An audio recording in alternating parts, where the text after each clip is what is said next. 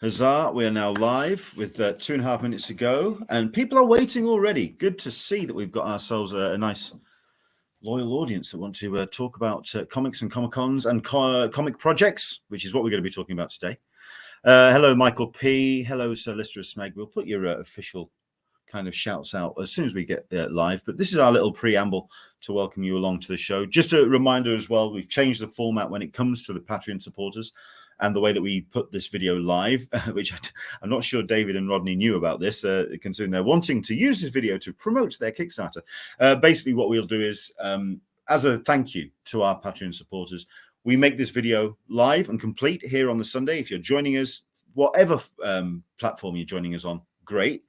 But what we do is we make the video private for a couple of days.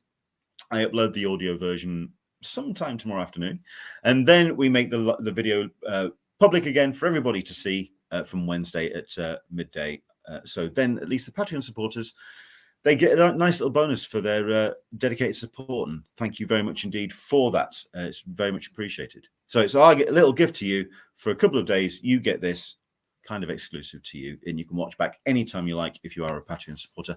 Patreon.com/Englishman SDCC if you want to join in and help out with our endeavors.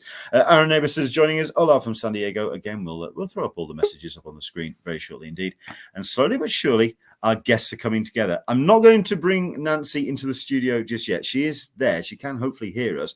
But if I bring her into the studio now, then it opens up all the windows. So we're not going to do that just yet. But Nancy, we see you. And yes, we'll bring you in very shortly indeed. Other than that, don't forget, as always, this isn't my show. It's all about yours. Comments, questions, anything you want to put to our guest today. We are going to be talking about a project which I've been very excited about, if anything, because it definitely tickles the fact that I celebrated my 50th birthday very recently indeed, as did the subject of this particular comic, this graphic novel. So we're going to get into all of that. As always, any comments, any questions, sound out where you're watching from. Let us know what you want to talk about as we get into another episode. Let's do this.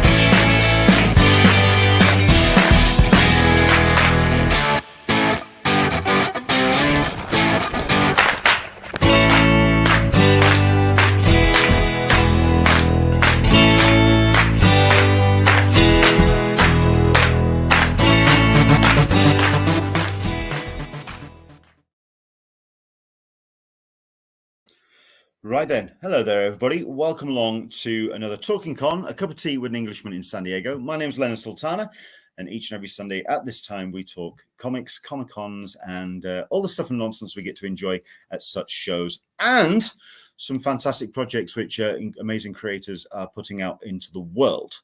It's a pleasure to have you joining us, as always. If you are watching this live, fantastic. And Patreon supporters, you'll be able to watch this back anytime you like over the course of the next couple of days. And then we make the video public again on Wednesday for everyone to enjoy. But what I'm definitely wanting you to do, if you are watching this live, at some point over the course of either the live stream going on right now or shortly after, I want you to go and check out a project on Kickstarter. It's a project which, like I said before we ran the opening video, tickles kind of like my fancy as somebody who's just passed that half-century mark. Celebrated my birthday a week or so ago, and so did, as it happened, KOLCHAK, the Night Stalker, aired 50 years ago, about a week or so ago. And it's a show, or it's certainly the pilot was the thing that kind of got my attention when it got reshown on ITV very late at night here in the UK. Because it was just one of those programs that just kind of just got dropped A little bit like V the series. Do you remember that? It kind of like got dropped on ITV without any preamble at all. And I know for some it was a major event, and Kolchak was as well. But for here in the UK, it just kind of came out of the blue and slapped us about a bit. And that's certainly what Kolchak did. It's not gotten the same kind of cult following over here on this side of the pond as it has in the US. But certainly those that have seen it, they remember it and they love it. And that's certainly myself. And that's why this project, it's a 50th anniversary graphic novel of original stories put together by some phenomenal talent. The talent roster for this book is just incredible, and that's why it's a joy to welcome at least 3 of them into the stream today. We've got David, Rodney, and Nancy joining us. Hello there, everybody. Welcome along. Hello. Thank you. It's a pleasure to have you joining us. I mean, like I say, we've got a couple of people who are watching along as well, and might as well say hi to them as well. Michael P, good morning all. Meg's joining us. Up, everybody. Our neighbors, Ola from San Diego, and yeah, Salistrous Meg. So 50. Leonard is officially over the hill. Snowboarding down the other side fast. That's scary because I also got myself rush on the Oculus, so I've been getting into snow. Oh, no, that's a whole other conversation. But yes, thank you very much indeed for the kind words for my birthday. And yeah, spotting Kolchak showing up on my timeline as celebrating that particular series. Yeah, that was a nice little coincidence considering I knew that this was coming up. First and foremost, I do ask 3 questions, and I'll go around the room and get your answers. Number 1, is a cup of tea with an Englishman in San Diego. What are you drinking? What is your beverage of choice right now? How are you waking yourself up today? David? Just coffee. Coffee will half and half. Fair enough. Rodney? Sugar-free fruit punch.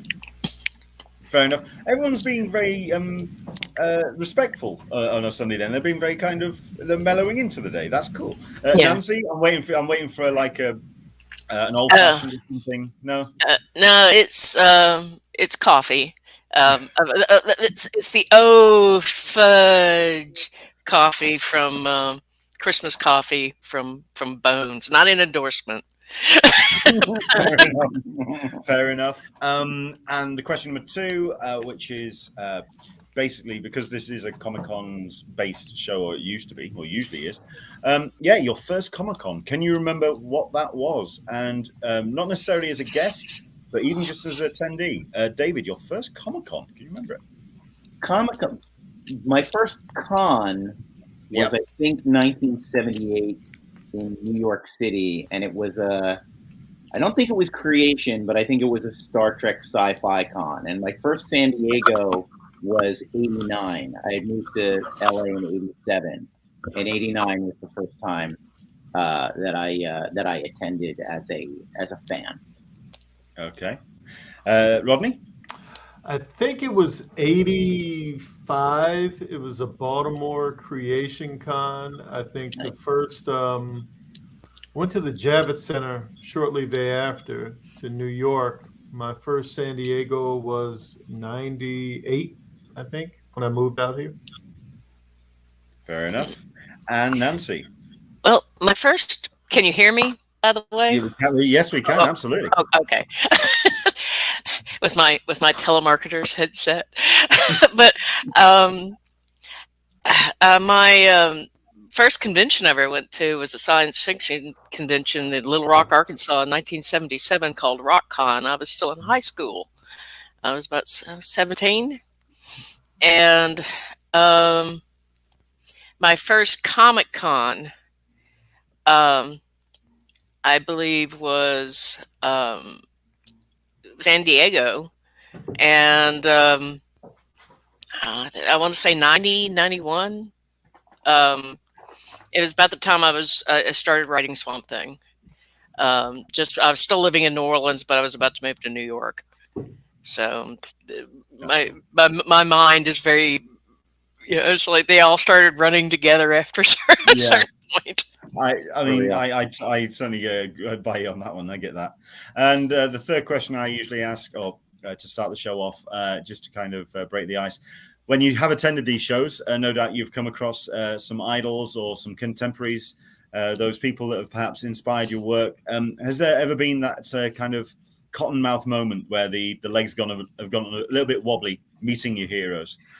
David, I can't imagine that would happen too often to you. You're a man of quite confident, sir. I'm not generally overawed by people. When I was 15 or 14 at that first con, Walter Koenig walked up to me and asked me where the ballroom was, and I think I said, "If I tell you, does that make me a navigator?" If I'm telling the navigator where to go, like where are my lieutenant stripes? So I've never, I'm not a nervous, but I'll tell you, last convention I went to was LA Comic Con, and I met Jim Starlin and got a sketch from him, and I was actually a little tamping down. I love your work. It's meant so much to me. Like it was a little bit of an effort to not gush at Jim Starlin just because I've been reading Jim Starlin comics since I can remember. You know. Yeah, I interviewed him just prior to, I think it was one of the X-Men movies coming out, and basically, if I hadn't have scripted out my questions, I think I would have lost my mind at that point. Yeah, I get you on that one. Absolutely. I should say it didn't help that I was asking him for a sketch while his assistants standing right next to me were saying, "No sketches, no sketches." Jim, of course, was in the middle of sketching Thanos while they were saying no sketches. So, you know, yeah, he was ignoring them. I had a harder time ignoring them. But yeah, absolutely. Rodney, those kind of like wobbly knees moments. Same with David. I mean, not with Jim Starlin, even though I love Jim Starlin, but Neil Adams, I think, was the first time there was a little something there. I was leaning a little bit. I say Neil Adams and Stephen King, those two. I was a stand-in on the movie The Green Mile, and Stephen came to set, and that was that moment, because you see a name on a book for years, but you don't really associate it with a real human being. And I'd say Neil and Stephen. Cool. And yourself, Nancy, any moments where you've kind of gone a little bit weak at the knees? Oh, you mean at San Diego Comic Con, or any just cons generally, or even general? Just interactions? Okay. Yeah. Well, I met Steve King back in 78 or 79. I was like 19. And it was this was like one of a handful of actual conventions that he did before it got too dangerous for him to go to them. Really. It was at Kubla Khan in Nashville, Tennessee, which I don't think they run anymore. And that was getting to meet him. And later he and I just sat around and talked about what was better, yellow mustard or brown mustard on a hot dog. And it was just, he's very accessible. He was a sweet guy. And, the first San Diego one, I'll always remember walking in after getting my badge and seeing Sergio Aragonés from Mad Magazine standing at his table, and I was so delighted because he looked just like his caricatures of himself and the little. I was so that made my little 10-year-old self go, "Ooh!" That's the reaction I was after. That's the kind of thing I'm looking for. Two things about that. I'm glad you mentioned Sergio Aragonés. I am unaccountably, probably because I was 5 when I had a subscription to Mad Magazine, I am unable to speak to Sergio Aragonés. That's the one. Like, I see him everywhere. I see him at the paperback. Oh yeah. I've never been able to bring myself to talk to him either, because what can I say? You know? I should go over and talk to him, but it's like, I've been looking at those drawings since 1970. I don't know that I can do that. And Neil Adams, actually, the funny thing about seeing Neil, if you've never met him before, is you just go, oh, he's sort of a square-jawed, tall, handsome man. And when he draws Batman, He draws himself. Oh yes. What are you like when you go? Like, oh, it's sort of like meeting Batman. I totally get that. Oh, it's like when I met Frank Frazetta, and realized, oh, well, you've been drawing yourself for like 50 years then. So because he was very much, built like, I wouldn't say he was exactly built like Conan, but he was built like most of those heroes. Definitely built like John Carter of Mars. Yeah. So wow. Okay. I mean, I'm just trying. I mean, when I met Neil Adams, I think he came over for London Super Comic Con, and I went up to his table. As it happened, it was it was very early in the morning or something, but there was nobody at his table. So I went up to speak to him, and he stood up and he actually put his hands in an actual full-blown Superman pose, and I went, "Oh, okay, all right, okay, that's how this conversation is going to go." Fair enough. So that's pretty cool. Right, so let's talk about Kolchak then. Let's talk about the impact of the series on yourselves and why now. I mean, obviously, why now? It's 50th anniversary, but why a graphic novel and why an anthology? David, I don't know if you want to kickstart us off. Who, no pun intended, who?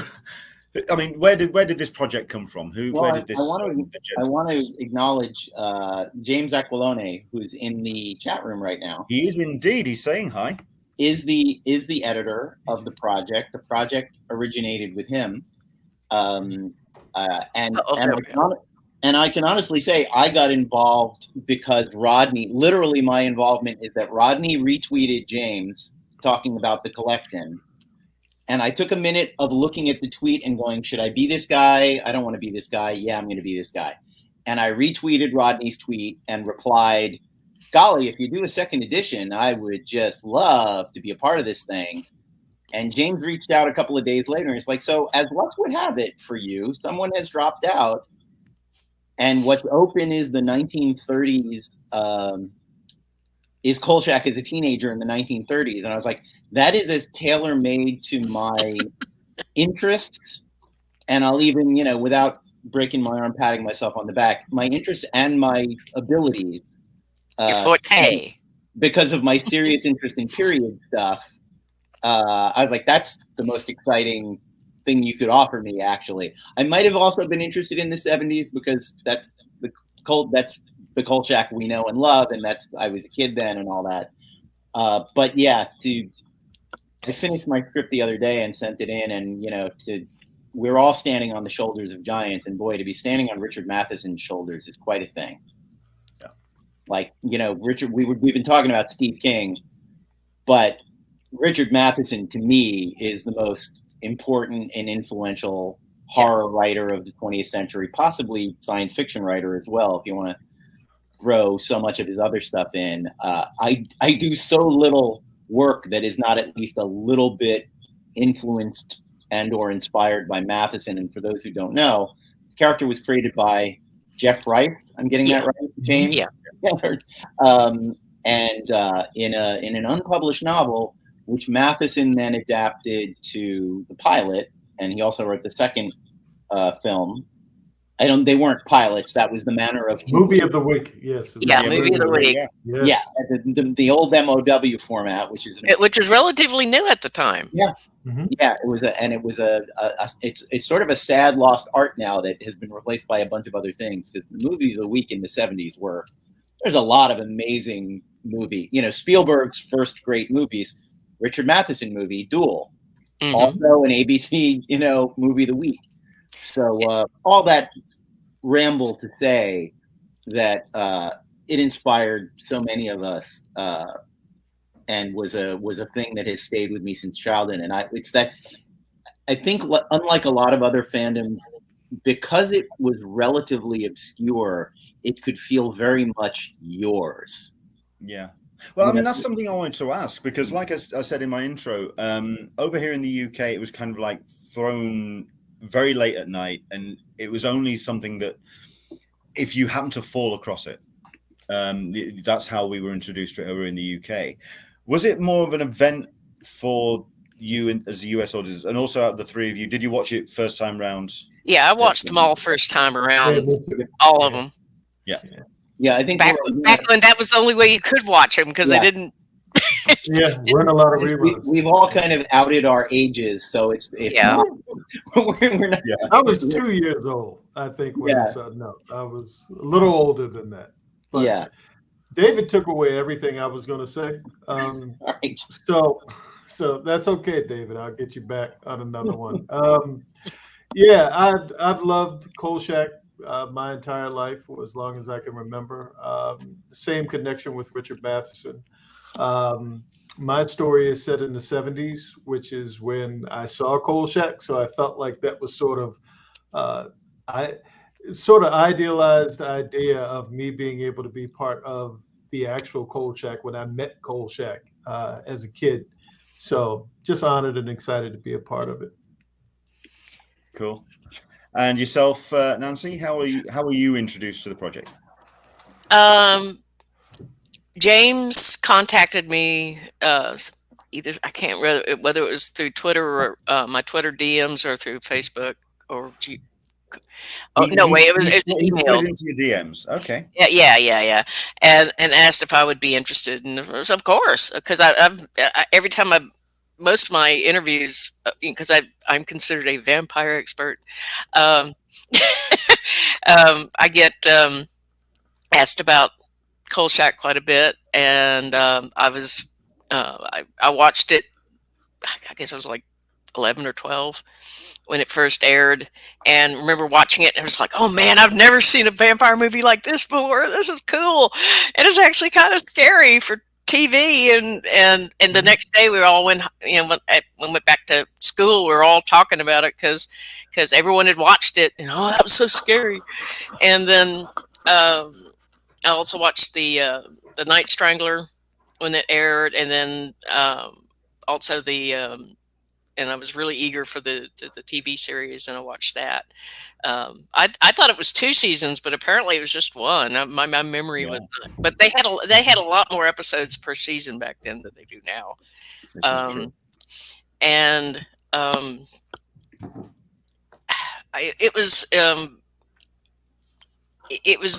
very influential in the sense that it was like, what we would call urban fantasy now, and so like introducing horror and fantasy elements into a very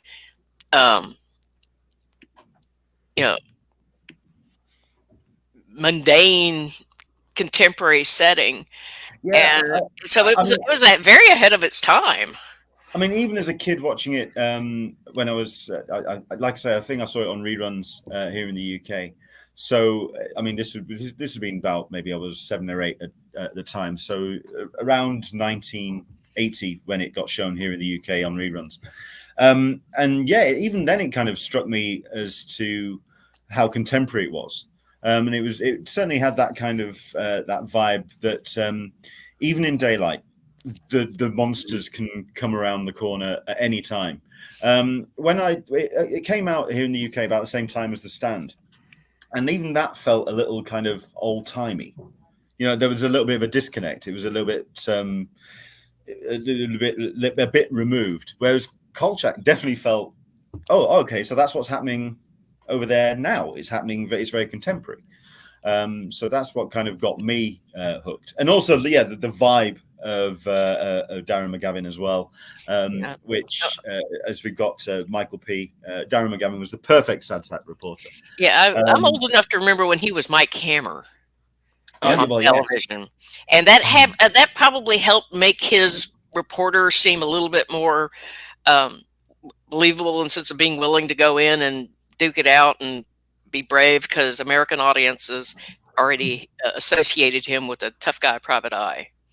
Yeah, I think also to lead into the graphic novel idea as well, the anthology. I think it's perfect that it is a graphic novel as well, because that way you can put Darren upon on the page, because it's his physical look as well that kind of set the tone for the series. That whole kind of I mean, you've got sad sack reporter there as a description. I always remembered him being a lot more acerbic, and kind of that guy that wisecracking, sense of humor, great sense of humor. It's a series that's forgotten now, but he did a show called The Outsider, playing a detective, and I think that's even a template for Kolchak in a way, because that guy was it was a slightly more sympathetic and warm character than Mike Hammer, who's kind of a psychopath. He wasn't in that TV series. And Darren McGavin is also that guy, because I've been looking at pictures of him when he was 19, because he's 17 or 18 in the story that I'm doing. He had that. He looked old and tired when he was 20. Yeah, and one of those guys who was born wearing a derby and smoking a cigar. Yeah, he just had that face, and he was so. And the urban American man, like the basic dude who lives in the series and in the city and is a wise ass and all of that, and and the perfect template for that. I wanted to go back just for a second to the thing about when we're talking about how the series feels contemporary.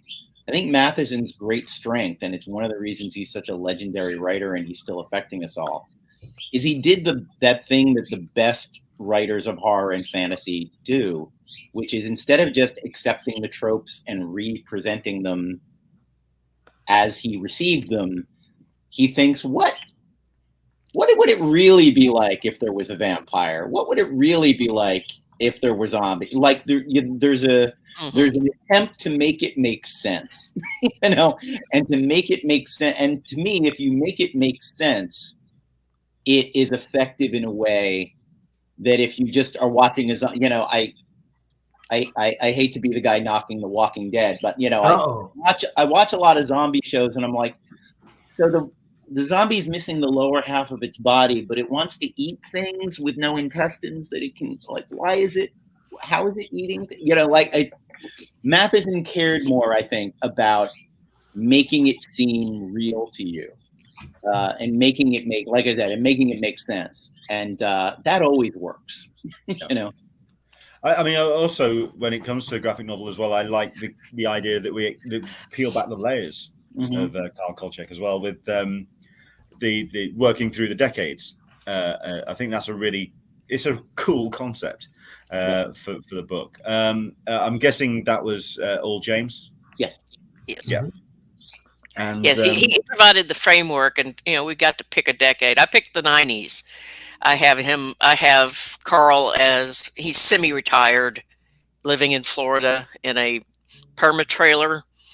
If you've ever been to Florida, you've seen them, and working, trying to keep his hand in at a local small newspaper in Florida, and of course it goes but mine also kind of is a transitioning from the Kolchak Monster of the Week kind of investigation, and there's veiled references to the X-Files and Millennium in my story, since those Chris Carter has been very vocal about the Kolchak series being an inspiration for the X-Files.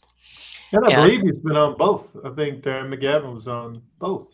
Yeah, he was Frank's father, Frank Black's father in Millennium, and he was playing. Actually, Charles Nelson Riley was playing Kolchak in the X-Files. Right. But yeah, those are the idea that his type of going from the Monster of the Week more towards the conspiracy type of storylines that you would see in but the X-Files and Millennium, that kind of that transition, which X-Files went through as well. When we Monster of the Week, and now we're going on into like pure conspiracy, stuff like that, which was a lot more fun before it ended up becoming like part of our everyday lives. Yeah. Yeah, when you all you have to do is just fire up any kind of page of social media, and a conspiracy is the first thing that hits you around the face. It's absolutely. Yeah, it takes the fun out of it. It's like monster hunting. It's like all you need is people getting involved and ruin it. you know, what used to be just a fun hobby for a lot of people, it's now no, we're trying to actually, you know, have TV shows and stuff like that. So, yeah, but that but yeah, I have Carl in his mid 70s, I guess, early to mid 70s. Yeah. When it came to putting the stories together, I mean, obviously, James has to take the editorial reins and kind of steer that narrative. Did he come to you with a kind of Bible for the life of Carl, which you then pinned your story to, or how did it all come together? How did that work? Anyone want to go first? Anyone want to jump in? You go ahead, David. I mean, you know, when I came in late, so the idea of who was writing what in what decade had already been laid out, and I was, you know, but you know, the magic was coming in last and being the person that gets to write his origin story was that I will never get over that. That's pretty amazing. And I can reveal that James, you know, the story is entirely something that I came up with, but James said, you know, he was looking for the first 10 minutes of Indiana Jones and the Last Crusade, where you see a lot of the things happen that happened to him again, happened to him for the first time.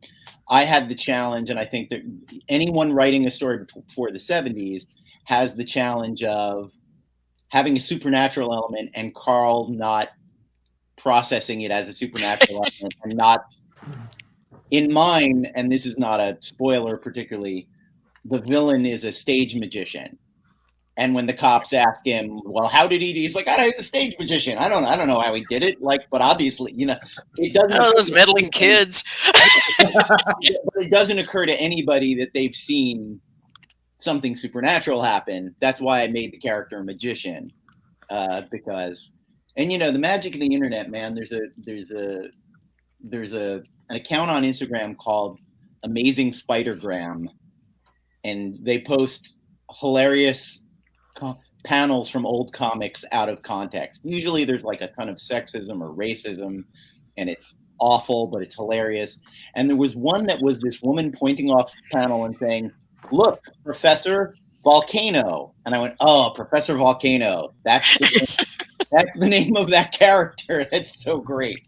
So, you know, some things. And in terms of like how I work, I literally went to, you know, Carl is in New York when he's growing up.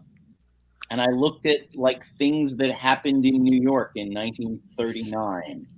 And I found something that happened on Coney Island on September 14th, 1949, or September 16th, that has a completely mundane explanation in the real world. But I went, that's a cataclysm that could use a conspiracy explanation behind it. And I also just, you know, that was also a period when Murder Incorporated was going through a change of leadership. It was a period when Murder Incorporated was trying to strong arm the unions on the dock. So I sort of used all that. Wow. I always feel like people who don't do their research, it's like, but the stories are just sitting there for you on a silver platter, man. They just look stuff up and you'll go, oh, that's amazing. So anyway, that's where my story came from. I had the assignment of like, have Carl, it's his first assignment as a cub reporter at a high school newspaper. You know, obviously, obviously Kolchak type things have to happen to him. There has to be a supernatural event of some kind. He has to sort of defeat it, but sort of not be able to prove that it happened. So like, those are the basic outlines, but there's a lot of like how he got to be the person that we meet in the 70s.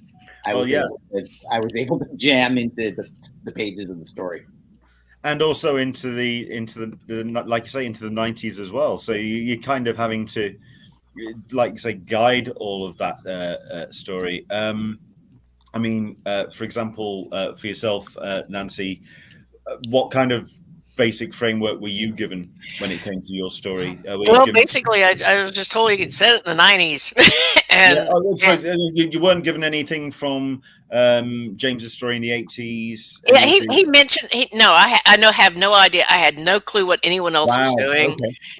I don't think any of us did, except maybe that various people were assigned to various decades. And in my case, James suggested that, could you, it'd be really nice if you could like make some mention of the X-Files or Millennium. And I said, okay, well, I'll drop both. But my story is actually kind of, in terms of reference, a little bit personalized. It's kind of like, it's the conspiracy that it has both a monster of the week and a conspiracy element to it. So, like I said, it was kind of lends these two. The conspiracy element is like in this universe, or whatever universe Carl lives in, no one knew about Operation Paperclip. It was not made public, and Operation Paperclip, for a lot of you who are too young to remember, is pretty much the reason we got to the moon. Because after World War II, we grabbed a bunch of Nazi rocket scientists and technicians, and brought them over here, and they became basically the framework for NASA, for the Saturn rockets, the Mercury rockets.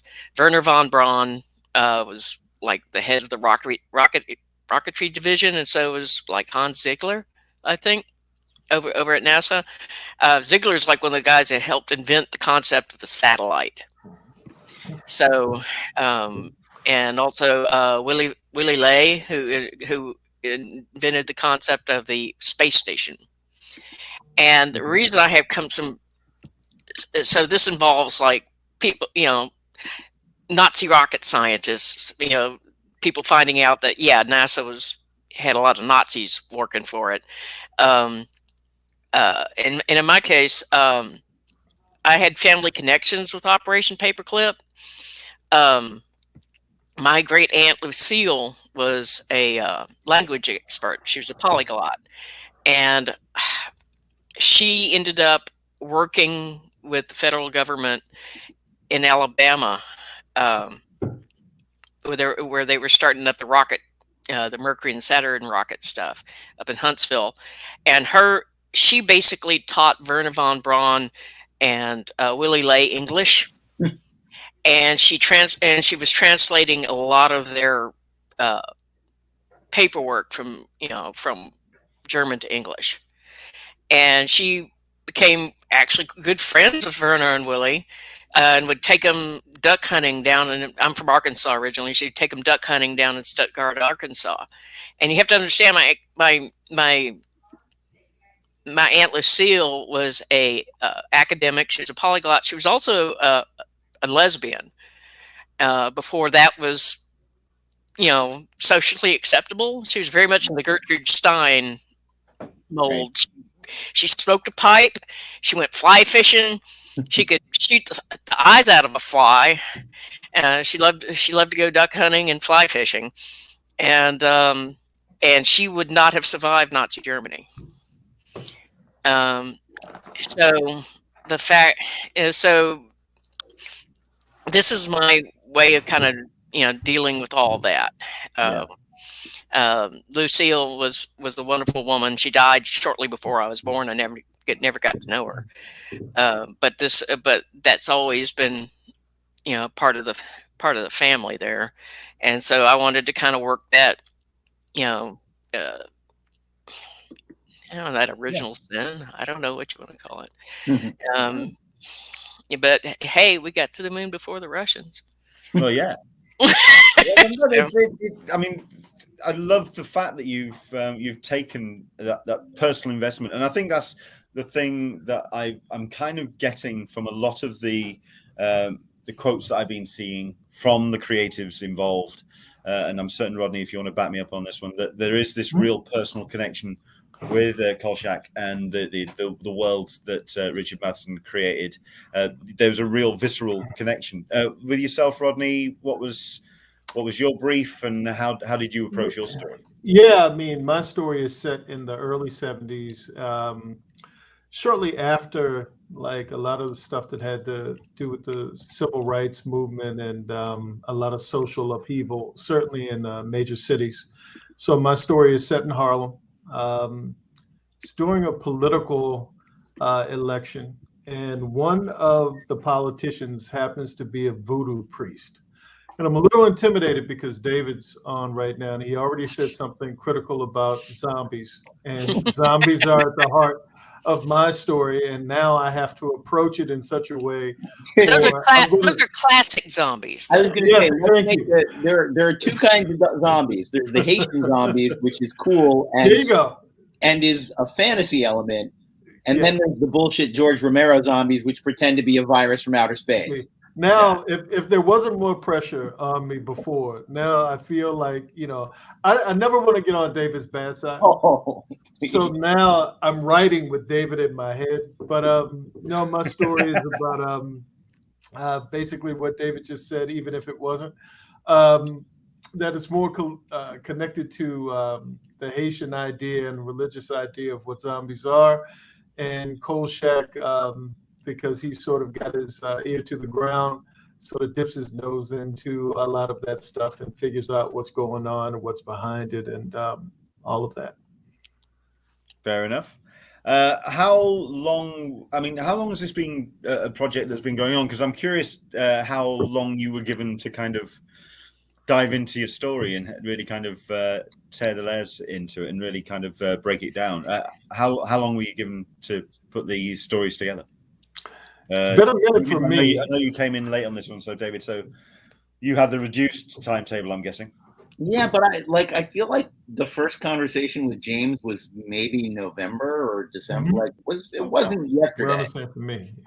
Yeah. So, and mine. It's not hard for me to produce the number of pages for this short. Let me look up my email. November and January is not a. Is not a. That's actually a pretty luxurious amount of time. Okay. And we were lucky. The artist on this I want to mention is Julius Oda on my story, who I did many issues of Betty Page with, and Julius shares my obsession with period detail. So I was just so happy that he was available to do this, and I can't wait to see his pages start coming in. Well, yeah, let's go through the talent lineup, because like I say, we've got three here with us today, but I mean, some incredible people involved. Jonathan Maberry, who I'm a huge fan of in the first place. J.K. Woodward, I'm looking forward to seeing what pages he comes up with. Kim Newman, who I came in as a reader of Empire magazine, so that's how I know Kim's work, and then I read his. And note, Richard Christian Matheson, the son of Richard Matheson, is right there. Peter David, who's an amazing writer. Yep. Oh, I'm desperately not skipping anybody. Yeah, I just want to jump back and grab those. I know that James is working with Colton Worley, who's an amazing painterly style. First 2 or 3 issues of my Betty Page series, actually. Yeah, I'm also a massive Warwick Johnson-Cadwell fan as well, so very much looking forward to seeing what he does with your pages, Nancy. Well, yeah, I was not familiar with Warwick before he was assigned to me, although he's apparently worked very closely with a good old friend of mine, Mike Mignola. And I have to say, I've kind of been a little bit outside the loop the last few years, especially since the pandemic. But let's see. I'm trying to think. It's been, I think, about 4 or 5 months ago was when I was contacted about this, and like sometime in late summer or early fall. I was looking at my emails, and of course, it's like not helping. But and I've had a few other things I've been on my plate the last I had to finish before I could do this. It took me about I kind of knew what I wanted to do right off the bat.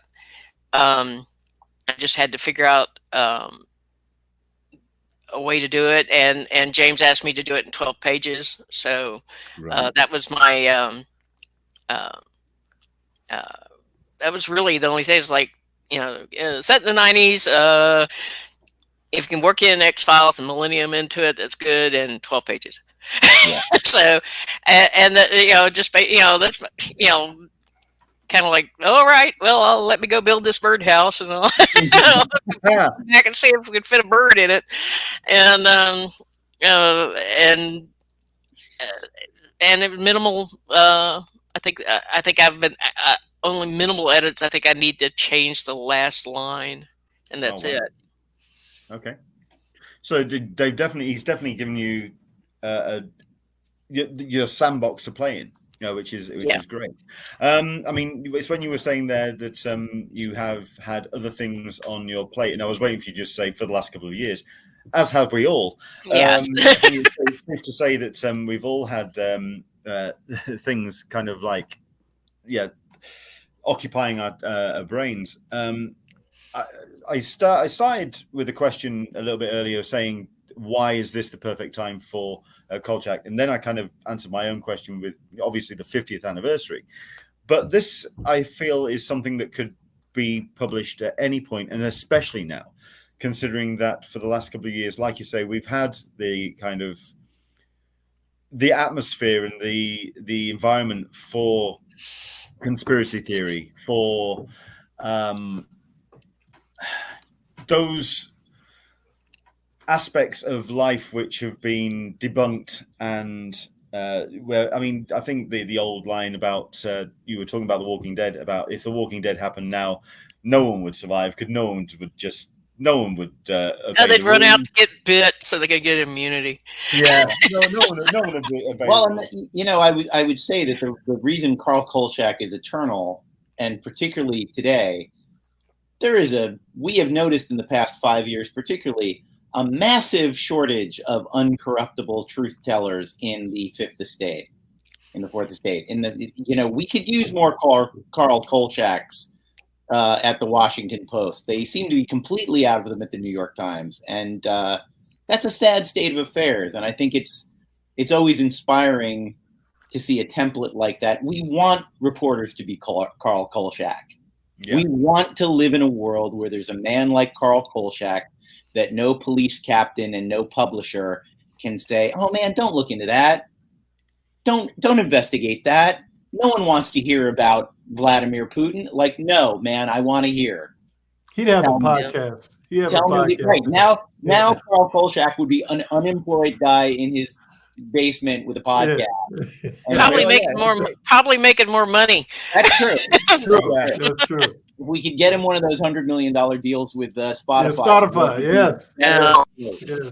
Yeah. Well, Karl unfortunately had actually fought Nazis, so he probably wouldn't do that well. But that's my point. We need more former Nazi fighters out there. Yeah.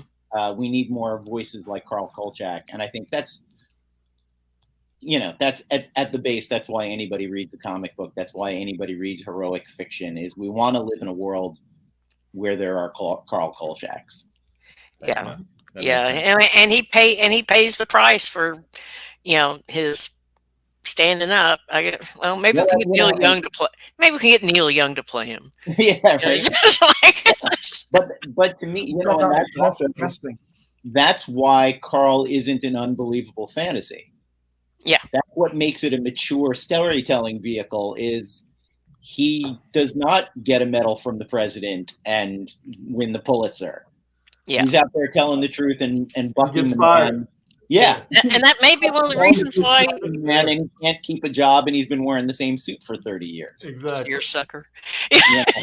Well, that may be one of the reasons they ended up only running one season, was the fact that he wasn't the stereotypical. Yeah, and this was also the transitionary period where it started being, now almost all these shows nowadays, they're at least not the streaming ones, but the ones on broadcast, it's all cops. Mhm. Yeah. And it used to be like, well, no, you'd have, lawyers and who would investigate crime, and you'd have, like reporters, and you'd have Even doctors. other that people, investigate. doctors. Yeah. No, streaming has a greater variety. Though I'm fascinated by the amount of post-apocalyptic stuff on every streaming service right now. The post-apocalyptic is the Western. I mean, because all you have to do is go out somewhere where you don't have a whole lot of anything and shoot it. That's budgetary right there. But it's also the zeitgeist. Like right now, anyone who was pitching a show a year ago was pitching, okay, so now that we've had the end of the world, audiences want to talk about how we got through it. Yeah, well, most people don't realize the Blade Runner thing is post-apocalyptic. Yeah. Mhm. Yeah, they've had a world war, and this is what it didn't wipe us out, but it screwed us up for good. Yeah. And kind of like, it's there's certain things that some of it's budgetary for why certain things go over, but yeah, the fact that nowadays if you go on broadcast television, the only people who are solving crimes are tied to the police. There's no reporter, there's no lawyer, like Perry Mason or Matlock. defense or Matlock. There's no crime science, like prescription murder. If you look at the subtext of Perry Mason, which is from the 50s, the subtext is the police are wrong. Yes, they're always wrong. Every week, the story is the police are wrong. The DA got the wrong guy. Every week, you don't see that on broadcast anymore. And knowing what we know about California, especially LA's, law enforcement at the time, that was not inaccurate. The only thing is they're all white. that was I don't believe that everyone, apparently if you couldn't afford Perry Mason, you were just up the creek. Yeah. But there's the touch of the noir kind of disappeared, and it was all replaced by police procedurals, which are well and good, but they became the westerns. Mm-hmm. I would say from like the 90s on, especially the forensic ones, which now have trained people to expect to get lab tests back and in between commercials.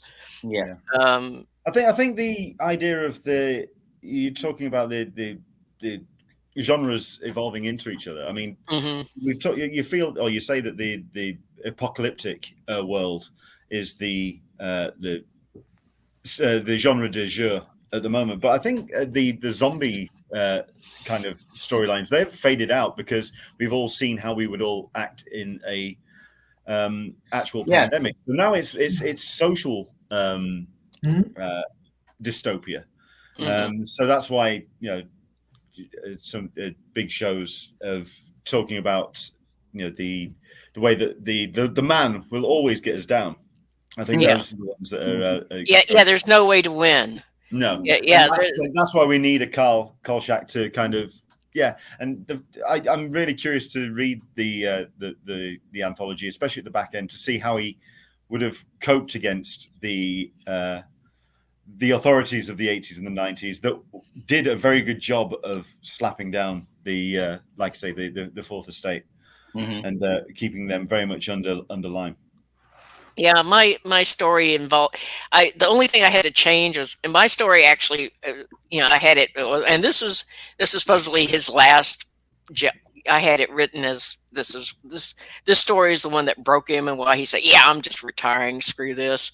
I'm going to go work on my memoirs." But apparently, there's another story where he was working with the paper later, so I had to change that. But basically, this was the story where he goes.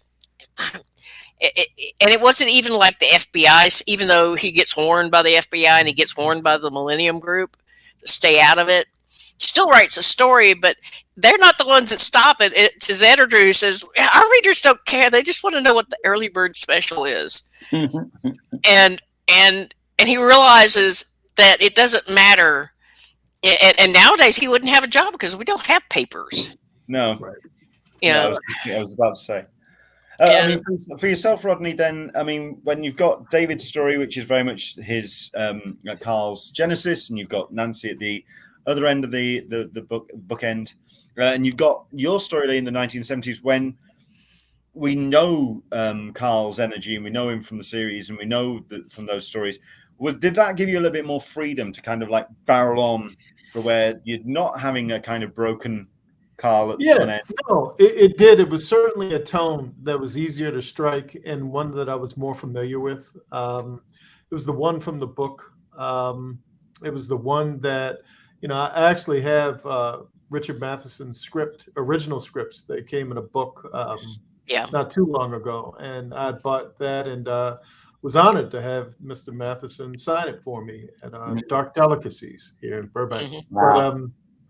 But yeah, it was tonally, it was the Kolchak that I knew, and that was the thing that sort of excited me a lot from loving the character. And I like to write a lot about things that in my childhood sort of moved me, the Hammer films and those types of things. And so this opportunity was like, it was a no-brainer.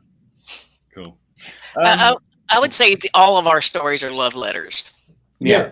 And I don't know, it hasn't come up yet, but I want to point out that both Rodney and Nancy worked Carl Kolchak into non-Carl Kolchak. Rodney, you had him in Philadelphia, right? I did. And Nancy had him in the Swamp Thing.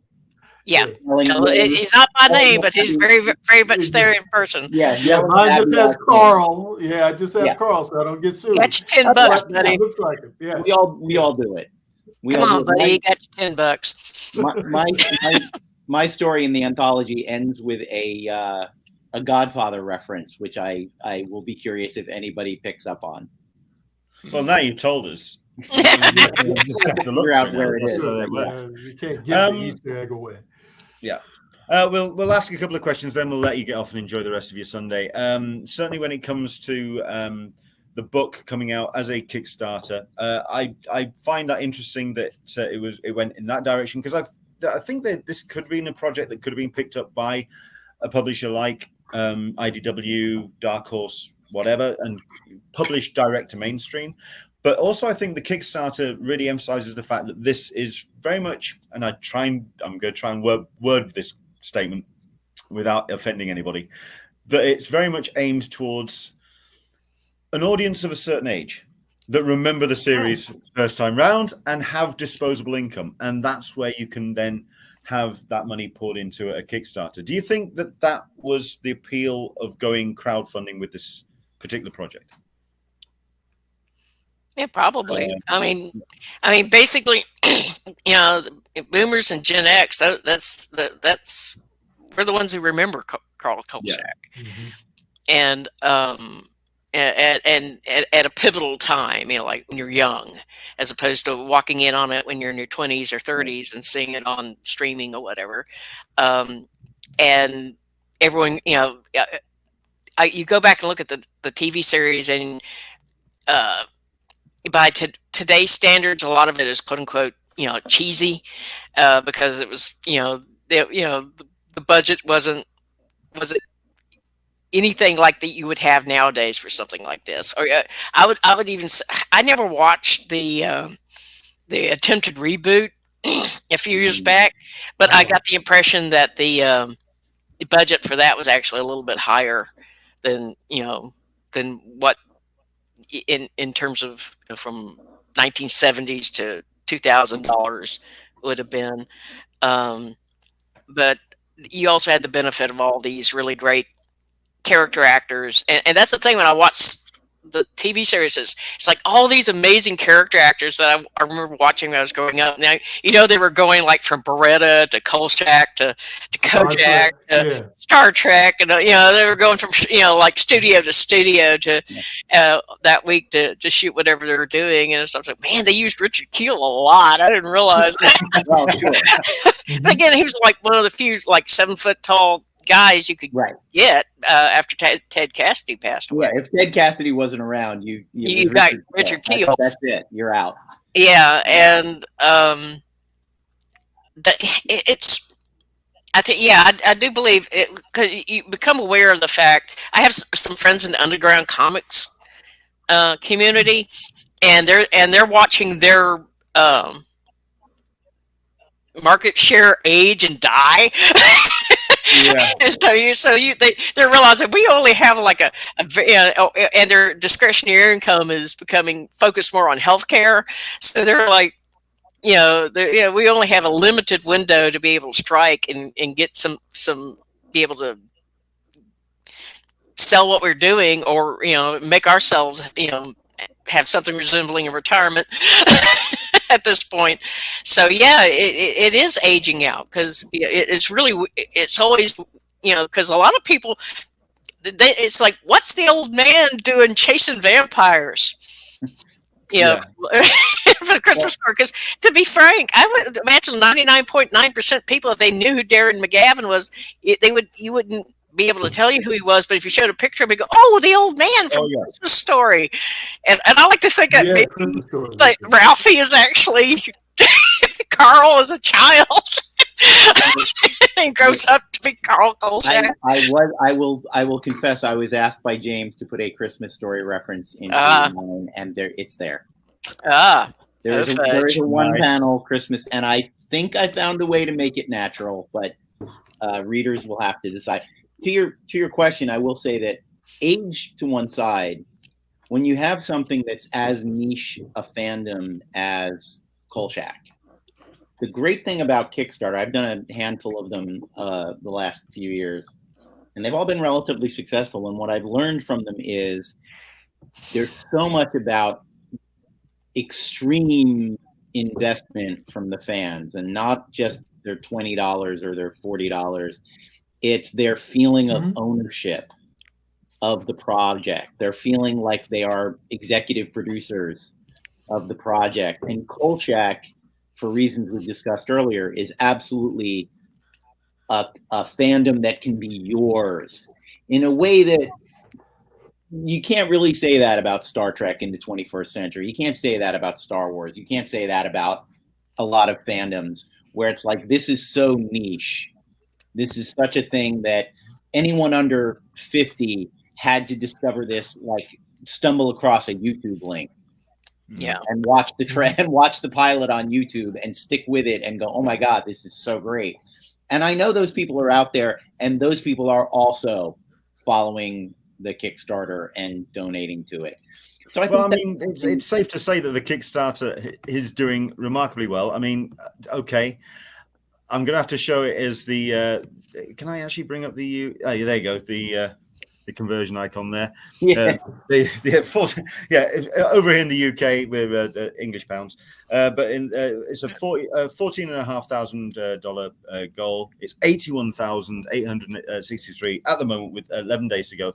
It's got its audience, and it's definitely got a dedicated fan base, which have gotten this project funded. With 11 days to go, I mean, what else is down the line for Kolchak? Can you, I mean, with that kind of reaction, can you see a second volume of this coming down the line? You'd have to ask James. Yeah, this is true. If he's still watching, James, if you want to jump in on the comments. I mean, speaking of comments, we've got a couple of people who've said a couple of kind words. Zombie movies nowadays are just about the gross out factor. Good zombie movies use suspense and good acting that portrays common sense in the characters. So Solicitorous Meg backing your comments, David, on that one. And also Into the Blue Mister as well. Give me pictures of Spider-Man. No, wait, vampires. Give me pictures of vampires. You can't get pictures of vampires. That's not the way it works. They give me that zombie again. Give me the zombie again. And yes, the Batman's Rogue Gallery homage cover. The covers are absolutely incredible. Yeah, absolutely. And yeah, Aaron Neighbours is saying just backed as well. Hopefully, we're going to get some more backers off the back of this conversation. And yeah, it really is just it's going great guns, and it's great to see that people are really taking this project to heart. Yeah, I just want to say thank you very much indeed to all of you for coming on and talking about KOLCHAK with us for a bit. Is there, I mean, other projects that you've got coming down the line? Anything you'd like to share with us? Anything that you've got, anything that you've got happening that's in your world that you'd like to share? We'll start with David, because I'm certain he's got a shopping list of things. I've got coming soon is a series called Elvira in Horrorland, Right. in which Elvira the premise is that movies create their own little parallel universe dimensions, and Elvira gets stuck in them. The first one she's in is Psycho. The second issue is titled She's a Kubrick House, if you can get. Nice. That's my second favorite title I've ever come up with. The first one was the Bram Stoker issue of Elvira, which was called Stoker, I Hardly Know Her. I'm very jealous of Rodney, who's writing James Bond and The Army of Darkness right now, by the way, and you should all run out and pick up Himeros. Am I correct? Himeros, yes. You're But the first person that said it correctly. I've got a story in the Vampirella Valentine's Day issue coming up, which is Nancy will like it. It's very noir. It's very, very, very much a noir romance piece, and everything else is in the NDA world at the moment. Fair enough. Yeah. Rodney. Okay, Rodney. Anything that you can share with us? My fourth story arc of Philadelphia, mine and Jason Sean Alexander and our team comes out in February, and the television show that I write and executive produce, Winning Time: Rise of the Lakers Dynasty, should air in the first week of March on HBO. Cool. And yourself, Nancy, here we go then. What have you got coming down the line? Well, in June, for one thing, I'll be making personal appearances at Pensacon that's Pensacola, Florida, next month, February 18th through 20th, I believe. And I'll also be at Heroes Con in Charlotte, North Carolina in June, which I believe is the 20th through the 22nd, I think. I'm not sure. But I'm also, in June, I have a short story in a Predator short story anthology, prose anthology called Predator Eyes of a Demon. That'll be out in June. It's my story is called Claim Jumper. And there's a whole bunch of other people involved. It's almost a straight up science fiction story, just science fiction adventure story. And I'm currently working on the first part of 2 miniseries involving the Blade Runner Black Lotus franchise. Blade Runner 2032 : Black Lotus.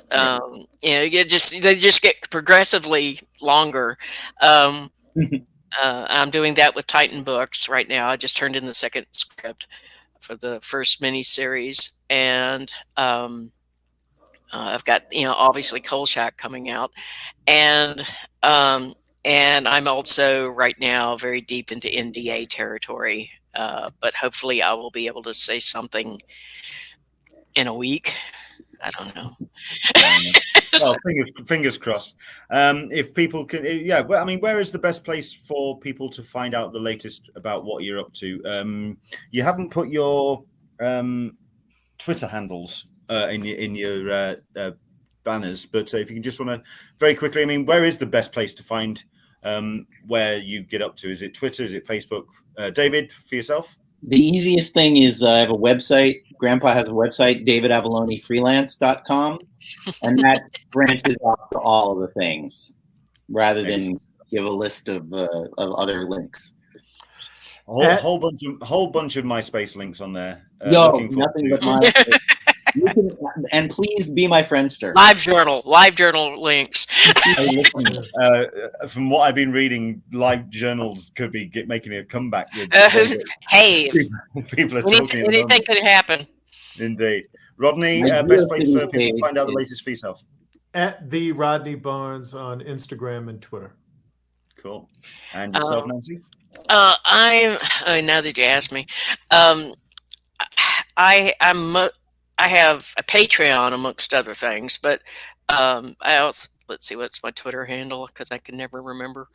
I'm on Twitter as Nancy Collins, all one lowercase, and I'm not verified, so you'll have to go through a lot of people's aunts and cousins and sisters and whatever before you find me. I'm the one with the Swamp Thing banner on my dead giveaway, literally. Yeah. And I also have a Facebook page, but I've kind of stepped away a bit from Facebook because they've been skeezing me out lately, and for my own emotional health. So, but I am there. I my way of protesting was taking it off my phone, which apparently is the same as like quitting Facebook for most people. And I'm only on Facebook when I'm on my laptop, and yet again you'll have to go through a whole bunch of Nancy Collinses, a whole bunch of grandmas and great aunts and whatever, and before you find me, I have both a like page and my personal page. Once again, you can usually tell from the Swamp Thing and or wildly inappropriate profile pics. So. For myself, I think the only reason I use Facebook is to pimp the DJing, really, and I think that's pretty much. I leave it to that, and explain why I've been building strange storage compartments at the back of my house. I think that's I random stuff. I try and keep it as vague as I possibly can, but I totally get why people abandoning Facebook. Listen, I was one of those people that wanted Google Plus to work, but okay, that's a whole other story. MeWe. Yeah. Oh, but one of these days, Friendster will come back. Yeah. So and like I said, and with this NDA, the thing is, if this goes off, I'll probably be told to get off social media anyway. So. Yeah. I usually get people into trouble for that, so we'll leave it there. But we'll very quickly bring up the page up again, because there is, it's very close. It's very close at this point. With certainly with the stretch goal, it's an extra story which is going to be done by Steve Niles. If it hits 85,000, this is 12 stories which is going to be added if they reach that. Which, considering we're at 81,863, so it's achievable. It's there, and we've got 11 days to go. Once again, let's put the URL back up on the screen: Kickstarter.com/projects/manbomb/KOLCHAK the Night Stalker 50th anniversary. Check it out, back it today, and I don't think you'll be remotely disappointed. Not with the talent pool that's involved in this story. Incredible stuff. So listen, thank you so much indeed for coming on and talking. Thank you, Leonard. Thank you for having us. Thank you. Appreciate you, Leonard. Thank you. Enjoy the rest of your Sunday. Take care, and I'll see you. I'll see you hopefully an IRL show somewhere down the line, which would be nice. Yes. I'll see you I'll be on your side of the pond in July. So hopefully you'll head to San Diego. Right. Fingers crossed. Yeah. Take care. Next year for sure. Next year for sure. Oh, good. Isn't that been the sort of like the byline for everybody for the last? Yeah, for the last 2 years. Yeah. Next year for sure. Yeah, absolutely. Thank you so much indeed for coming on. All right. Bye-bye. All right. Excellent stuff indeed. Thank you very much indeed to David, to Nancy, to Rodney for jumping on. And of course, again, I'm going to bang that URL back up on the screen: Kickstarter.com/projects/manbomb/KOLCHAK the Night Stalker 50th anniversary. Do go check it out. We've had a couple of people backing while we've been on air, which has been great. And hopefully you'll go and check it out for yourself. Right. Thank you very much indeed for joining us for today's show. I know that I said I was going to do a midweek show last week talking about what we could expect from conventions leading into 2022, because we have been hearing those rumors that WonderCon may be going virtual, purely because we haven't heard anything from CCI leading up to that show, and it's not that far away. So I want to do a show about that, about where conventions could be heading, even at this current stage when we feel that we're so close to getting out from underneath the shadow of COVID, and yet it still casts such a long pull over the lot of us. So we're going to talk about that. I was going to do that on Wednesday, and then work interrupted. So unfortunately, that kind of got sidelined. I am going to be doing that this Wednesday, 10 a.m. Pacific, 1 p.m. Eastern, 6 p.m. GMT. Hopefully you can join us, where we're going to have a little bit of a shorter incidental episode talking about conventions in 2022. Hopefully you can join us for that. Quick says Into the Blue Mister. I mean, we've got David, who's kind of in the background. I mean, I could bring him in on this one because he is somebody, he is a man of opinion, and I like a man of opinion. I'm going to bring him in on this. You're bringing me back. Quickly, very quickly. Well, you're there. I am there. I'm not done yet. Take the advantage. What are your thoughts on the Mao hoo-ha? Okay. Well. We'll make it real quick. You're asking me, are you with the Nazis or not with the Nazis? It's not a terribly difficult not really binary choice there. No, of course,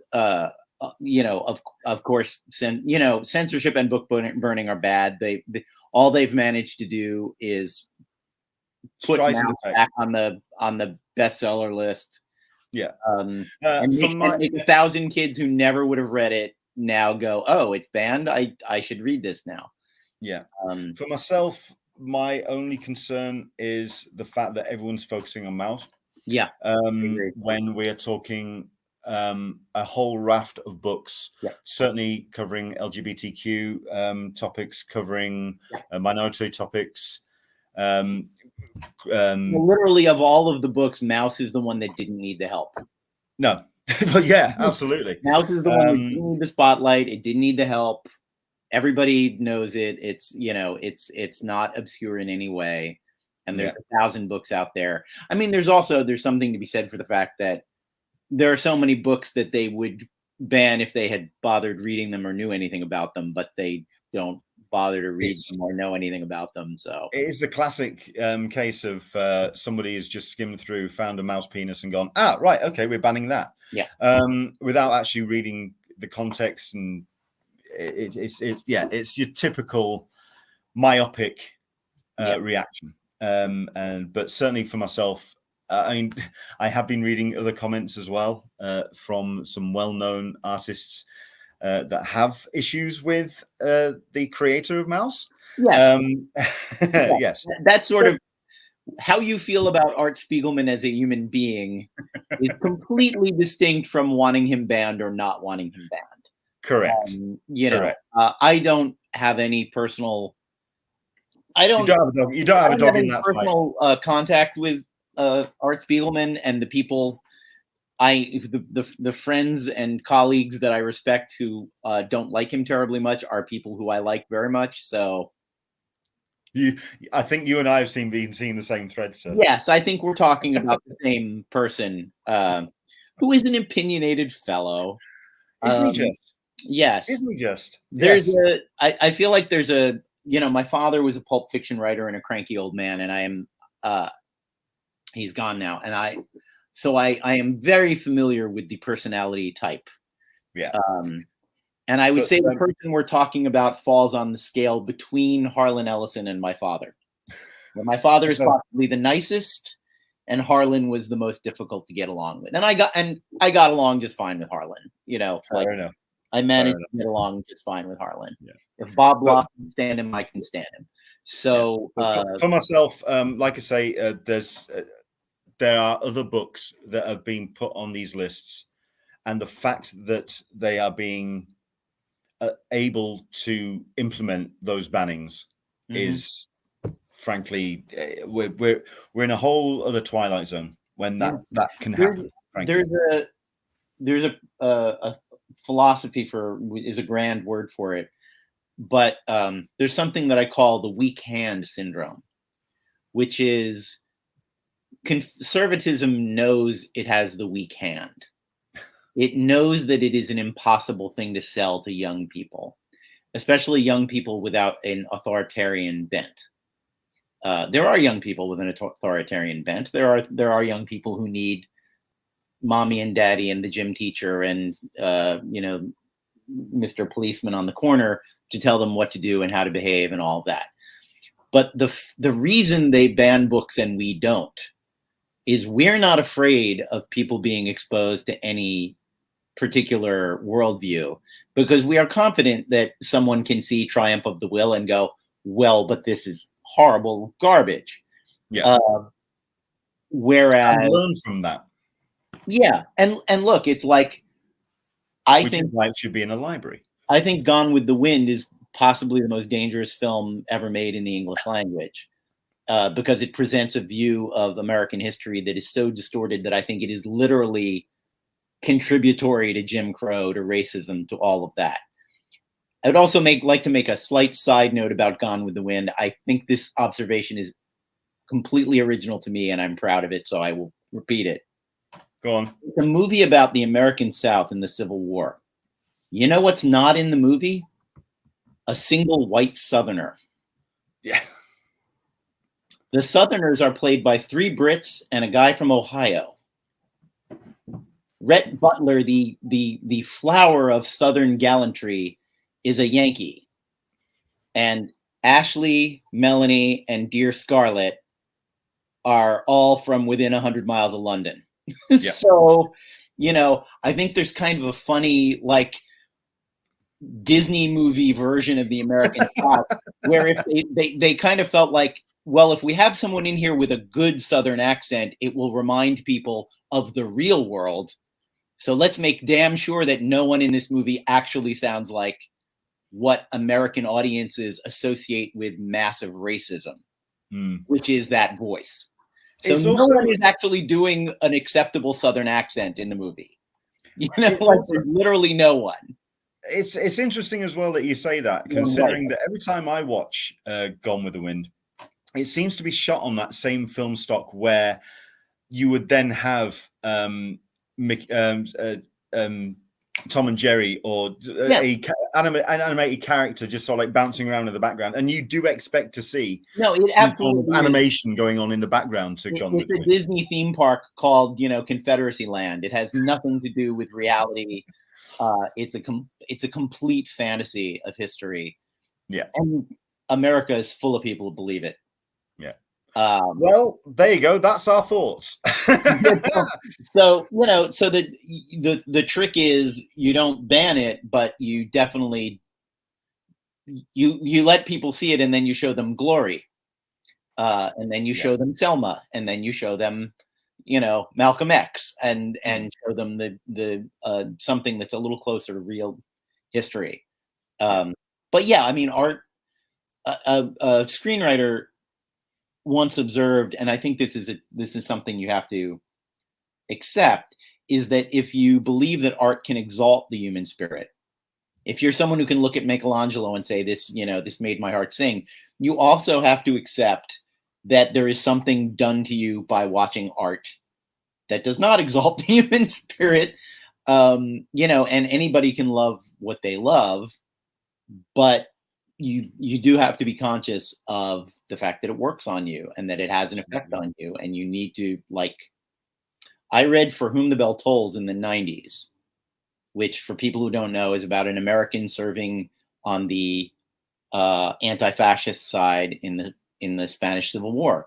And I tell you that I spent a week in the 90s thinking, I should go to Sarajevo, man. I should, screw being an artist for a living. I should go to Sarajevo and defend those people from the fascists. And, sanity prevailed. And I went, no, don't let Ernest Hemingway convince you that you're a soldier of fortune just because he read a really good book about that. That's not you. That is not you want to go make a documentary about Sarajevo. That might be more appropriate. But we have to accept the power that art has to move us. And we have to accept that there is art that is dangerous. Yeah. But by the same token, you can't run away from it. you know, and the reason the conservative side just wrap it right back around, the reason they run away from art they don't like is they know it's convincing. Yeah. They don't want you to do something good, because then you might want that good thing again and again and again. I think that's the one thing that they just haven't grasped from this entire situation, and it's summed up by a comment here into the blue mist. I think kids will always gravitate towards something that is banned. Just ask Frankie Goes to Hollywood. At the end of the day, I mean, I mentioned the Streisand effect, and that's exactly what's happened here. If they wanted the spotlight taking off mouths, boy, did that backfire. Yeah. So yeah, but ultimately, I mean, I don't think they do want the. I think they're aware of who their audience is. And this isn't, they're not actually trying to prevent children from reading Mouse. They have no interest in preventing children from reading Mouse. What they have an interest in is that the basic Republican voter will go, this person believes in protecting my children from naked Jewish mice, so therefore I will vote for them. It never has anything to do with protecting anyone from anything. It has to do with, as per usual. Not to change but if you wanted there to be less abortion, you would be 100% on board with sex education and birth control. And yet they never are. And it's because they don't actually give a damn about abortion. It's because they want people to think they give a damn about abortion. And that's why it's a central plank. Because absolutely. A certain person, it's very easy to sell, I saved babies. No, you absolutely did not. But that's the presentation of it. Yeah. Agreed. There you go. This is the reason why I wanted David on. This is why I want David on all the time. Well, thank you. He says what I think, but faster and quicker and more articulate. The faster thing, that's New Jersey. I can't do anything about that. There you go. Fair enough. Fast there. But yeah, feel free to invite me on anytime, Leonard. Oh, David, it'd be a pleasure. Thank you very much indeed for joining us, everyone. I hope you've enjoyed the show. We'll be back talking about comics and Comic-Cons next week. Like I say, Wednesday I'll be doing my show, the incidental about Comic-Cons into the new year. And then we'll be back next week, where hopefully we've got ourselves a special guest I think you'll enjoy. More news about that over the next couple of days as soon as we got it nailed down and confirmed. But we are back next week, 10 a.m. Pacific, 1 p.m. Eastern, 6 p.m. GMT, for another Talkin Con, a cup of tea with an Englishman in San Diego. From myself and from David, who stuck around way past his bedtime. I did. It's true. We'll see you soon. Take care. Ciao. Thank you.